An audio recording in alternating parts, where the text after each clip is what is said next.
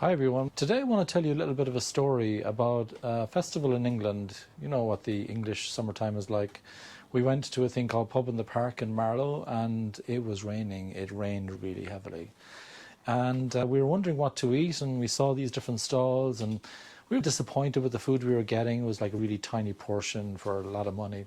And so we said, okay, let's get some pizza. And we went to a pizza stall and there was a big long queue.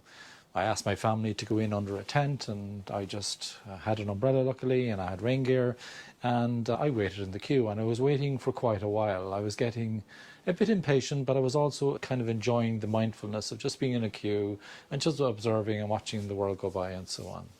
But there was something that I noticed after I ordered my pizza.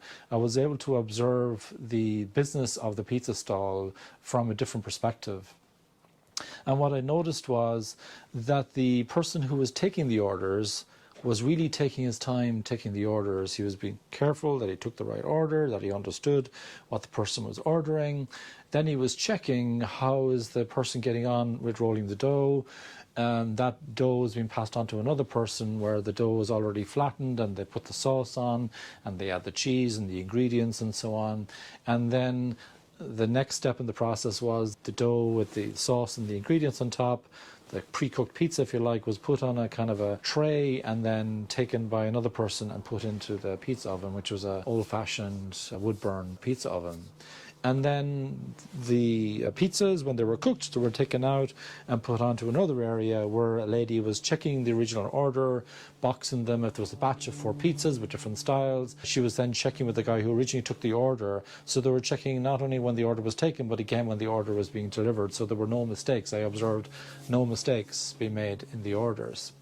I was waiting a long time for my pizza, but I noticed something.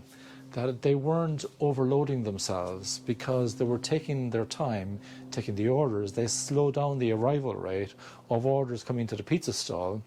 So it meant it was really like a very good flow. The people were working completely in tandem. I could see there was a constraint there on the pizza oven. They probably could have done with 2 pizza ovens. And that person seemed to be under a lot of pressure. But they didn't take on any more work than they had the capability to take on. They were fully utilized, but they first optimized their flow. They made sure that the work was flowing properly, and then they stepped up the utilization of each step. People were taking a drink of water every now and then. They were not completely flat out, although the guy at the pizza oven seemed to have less breaks than the others. And I think this is a kind of a lesson to all of us. We also see this on motorways, highways, autoroutes, where in some countries they have traffic lights to stop traffic coming onto the highway.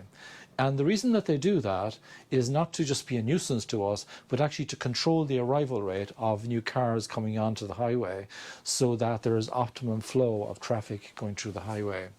So when you're doing knowledge work, we can apply the same principles.